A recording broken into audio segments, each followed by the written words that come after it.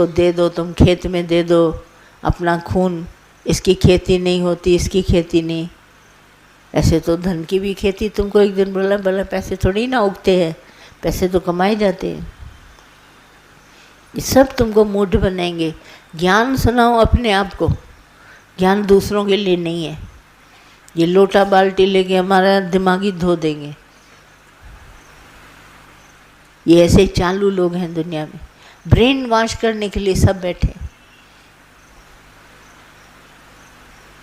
Kidney धो देंगे, dialysis कर देंगे, हार्ट का खून हटा के दूसरा खून दे देंगे, लंग्स की हवा निकाल के दूसरी हवा दे देंगे, पैर हटा के दूसरा पैर डाल देंगे तुमको। ये सारी दुनिया ऐसी है, कमर्शियल है, बहुत कमर्शियल, सिर्फ पैसे कमाती है। और कमाती, इतने पैसे कमाती है कि रखने की भी जगह नहीं, इतनी कमाती है। फिर खुद कमाती है, दूसरों को देती है, फिर बेचती है, फिर ब्याज पर रखती है, फिर ऐसा करती है। दुनिया की बात क्या की जाए। हम दुनिया की बात सुनेंगे तो दुर्योधन बन जाएंगे, मन की बात सुनेंगे तो भी दुर्योधन। महाभारत अंदर में छिड़ जाएगा, दे न दें, दे न दें, करें न करें। इसलिए मन की बात और दुनिया की बात न सुनो। दुनिया झूठी, मन भी झूठा। सच है केवल एक सत्यनारायण, उसको सच करो। अगर है तुम्हारे पास तो बोलो है, ऐसा नहीं बोलो कि नाव खाली है। फिर भी भगवान रहम दिल, उसने माफ़ी मांगी तो उसकी नाव वैसे ही कर दी उसने। चाहता तो न करता, पर फिर भी भगवान मेहरबान, उसकी नाव वैसे ही भर दी। गलतियां हम सब बहुत करते हैं ज़िंदगी में, छिपाने के लिए, पहचान नहीं पाते, पर उन्हीं गलतियों की सज़ा हमको खुद मिलती। तुम्हारी गलती की सज़ा किसी और को नहीं मिलेगी, सिर्फ तुमको मिलेगी, और सज़ा भोगते ही रह जाओगे। दूसरे जने भी सीखें हमारी सज़ा से, बहुत बड़ी बात है, नहीं? तो सीखो, इसीलिए गुरु आया हम सबको सिखाने के लिए। होशियार बनो और सीख जाओ। हम किसी को धोखा देने की कोई बात नहीं, सत्य बोलो। बाकी मुर्दे को उठाते समय बोलता है राम नाम सत्य, क्यों? जब वो सुनने में असमर्थ है तो तुम सुनाने में समर्थ है। जब वो जीते जी सुनने में समर्थ है तो तुम बनो सुनाने में समर्थ। सच सुनाओ। वो अगर समर्थ है सुनने में तो तुम भी समर्थ बनो। दोनों समर्थ बनेंगे तो काम कुछ बनेगा ना। एक असमर्थ, दूसरा समर्थ। अब समर्थ होके असमर्थ को सुना रहा है, क्या सुनेगा? और चलती बार सुना रहे, जब वो जा रहा है, यात्रा पूरी हो गई। देखो, अच्छी तरह से इस बात को देखो। कुछ नहीं, हम सिर्फ आपको दादा का ये ज्ञान देके सच से रूबरू कराते हैं। अब सच आपके सामने आ गया, नाउ यू चूज। आपको क्या चाहिए, चूज कर लीजिए। फिर झूठ के ओट में खड़े रहेंगे, फिर झूठे बन जाएंगे। सच है होशी भी सच, होगा भी आगे सच। इसमें हम सबको घबराने की कोई बात नहीं। सच तो लाना ही पड़ेगा जीवन में। आ गया सच, फिर देखो सच का मज़ा लेके देखो कितनी मौज है। कुछ करना नहीं पड़ता है। हम देखते हैं बच्चे को कोई भी बात अंदर में आती है तो उसको माइंड में मैनिपुलेट नहीं करना पड़ता है, बनाना कुछ नहीं पड़ता है ना। दूसरा तो बनाता है थोड़ा सा झूठ और वो डाल के, बच्चे को कुछ नहीं करना। उसे अगर पूछो सच सच बता देगा। मैनिपुलेशन बनाने में, बनावटी करने में हम सबको मेहनत लगती है। फिर भी एक बार बनाया फिर झूठ निकल आता है, फिर झूठ। एक झूठ के पीछे हम न जाने हज़ारों झूठ कितने बोलते हैं। झूठ झूठ ही रहता है, सच तो होगा नहीं। कितनी भी कोशिश करो मैंने झूठ बोला, उसको पता दिया, ऐसे करके नहीं। सच तो सच है, झूठ झूठ है।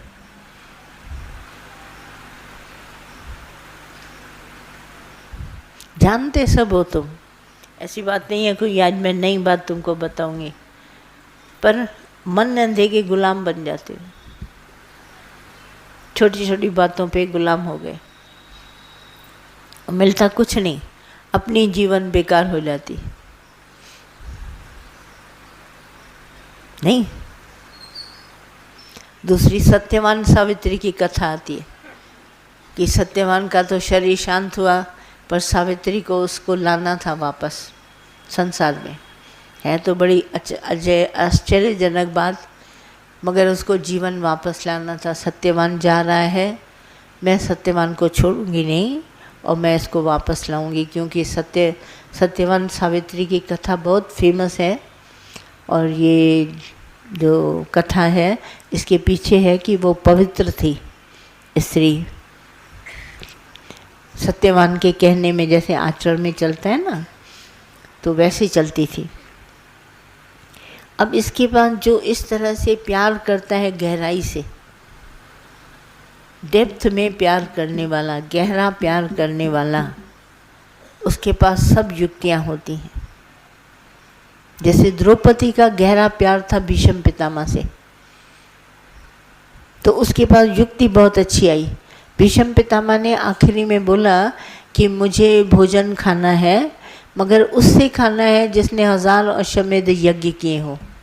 तो द्रौपदी एकदम उठी, घर गई और भोजन बनाया और थाली भर के भोजन की भीष्म पितामह के पास आई।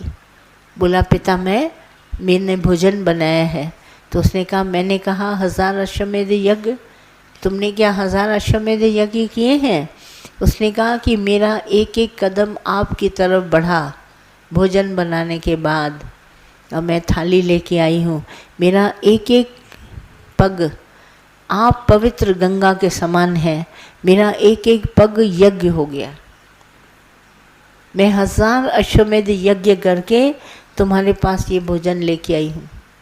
भीष्म पितामह मुस्कुरा दिए और पहचान गए इसका गहराई में मेरे से प्यार है,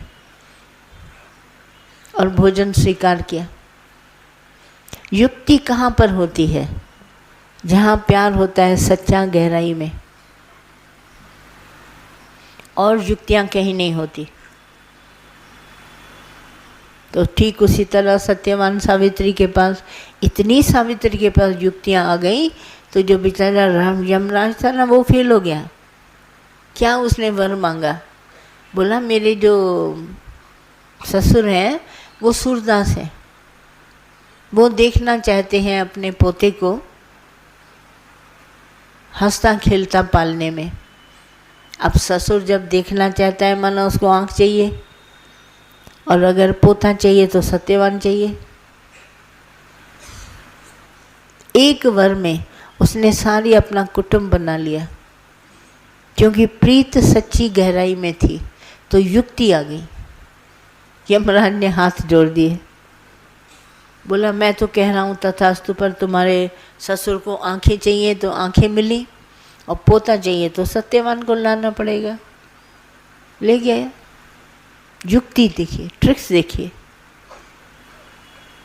बुल्ला शाह आए, उसका बहुत भगवान से प्यार था। उसने किसी ने पूछा हमारे को ज्ञान दो, उसने कहा ज्ञान तो बहुत आसान है। बोला कैसे? बोला इत्थू पटके इत्थे लावड़ा। युक्ति दिया। बोला माया से मन निकाल कर सिर्फ भगवान में रखो। अब वो सारी उम्र मन को उधर से उठा के इधर रखे, इधर से उठा के इधर, आखिर मन लगेगा ना भगवान में। एक उसको ट्रिक बता के गया। इत्थू पटके इत्थे लावड़ा, पटक सटक में उसका मन बन गया, झटक में। माया से निकाल के मन को इधर पटका, गुरु ने झटके से बना दिया। ये ज्ञान है उत्तम। आप जितना गहरा इससे जुड़ेंगे ना, आपको 1000 युक्तियाँ आ जाएगी। देखो दादा की युक्ति, मैं न मरबो, मैं न मरबो, मरबो संसार। मेरे अंदर जो संशय पड़ा है, जो संसार दो देखता है, मैं अलग तुम अलग, ये संसार का जो संशय मेरे अंदर पड़ा है वो मरेगा ज्ञान से, मैं नहीं मरूँगा। मैं न मरबो मरबो संसार, मोहे मिल्यो है जीवन हार। मेरे को भगवान मिला है, वो मेरे को सदा ही जिंदा रखेगा। अहम ब्रह्म, मैं तो सदा ही जिंदा हूँगा। जो मेरे अंदर द्वैत भरम था वो जाएगा ज्ञान से, मैं थोड़ी ना मरूँगा। मरने वाले मर गए, बोला वो किए मरे जो मरने से पहले मर गया। दादा ने बोला मरने से पहले मैं मर गया, मैं अभी ही नहीं हूँ। यहाँ पर ये चोला भगवान ने धारण किया है, मैंने नहीं धारण किया। मरने से पहले मर गया। देखो युक्ति, देखो सच, देखो अटकल कैसे भिराई।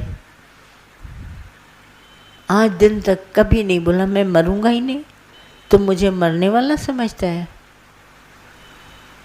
मैं मरता नहीं, ना वो मरे न ठागे जाए जिसके नाम बसे मन में। जिसके मन में परमात्मा का नाम बसता है वो मरता भी नहीं है, ठगता भी नहीं है, ठगा भी नहीं जाता। ये गुरु नानक साहब ने बोला।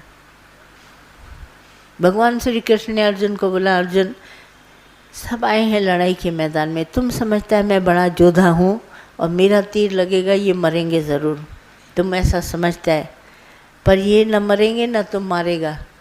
उसका दिमाग चक्कर आ गया। बोला न ये मरेंगे न मैं मारूंगा। लड़ाई में आमने सामने खड़े हैं और तीर कमान ताने हुए हैं और मुझे इतना विश्वास है कि मेरा तीर अगर लगेगा वो मरेंगे ज़रूर। बोला नहीं, न तुम मार सकेगा न वो मरेंगे। बोला कैसे भगवान? बोला इनका शरीर, इनका समय आ गया है, इनका शरीर जाएगा, फिर दोबारा शरीर जन्म लेके आएगा कर्म के हिसाब से। ये मरने वाले नहीं है, हमारे तुम्हारे भी बहुत जन्म है, हम जाते और आते हैं। बोला अभी फिर आते हैं, हम अभी जा रहे हैं, अभी फिर आएंगे। मैं रहता ही रहता हूँ ब्रह्मात्मा करके, मैं मरता नहीं। मैं अजर अमर अविनाशी पूर्ण सच्चिदानंद पार ब्रह्म परमात्मा हूँ। बताओ, मैं कभी नहीं मरूंगा। चोला जाएगा, चोला जाएगा, कर्म के हिसाब से जाएगा, धर्म के हिसाब से जाए, कैसे भी जाए, पर मैं नहीं जाऊंगा। मैं फिर जन्म लेके आऊँगा। मैं मरने वाला नहीं। देखिए कितना दादा ने क्लियर किया है ये युक्तियों से। द्रौपदी जिसका गहराई से प्यार होता है उसके पास हर युक्ति होती है। भगवान श्री कृष्ण का द्रौपदी से प्यार था, द्रौपदी का भगवान श्री कृष्ण से। उसको फेल करने के लिए, द्रौपदी को फेल करने के लिए उसने कहा, भगवान ने बोला ऋषि मुनियों का रूप धारण करके आता हूँ इसके घर खाना खाने, जबकि खाना खत्म हो चुका था। भगवान श्री कृष्ण ने कहा अब इसकी द्रौपदी की लाज तो रखनी है। तो उसकी मटकी जिसमें खाना बनाया, एक पत्ता चिपका हुआ था पालक का, उसने वो पत्ता उनको खिलाया, ऋषि मुनि तपस्वियों को। उनका पेट इतना भर गया, डकार देने लगे। बोला हम कुछ भोजन खा नहीं सकते, इस पत्ते में क्या था? तीनों ने खाया बांट के और डकार देने लगे, पेट भर गया। ये भगवान श्री कृष्ण, उसकी युक्ति थी। द्रौपदी की लाज रखी, फिर रखी साड़ी के समय। इतनी लंबी साड़ी कभी होती है? पर देखो उसको नग्न नहीं किया, क्योंकि शरण लिया।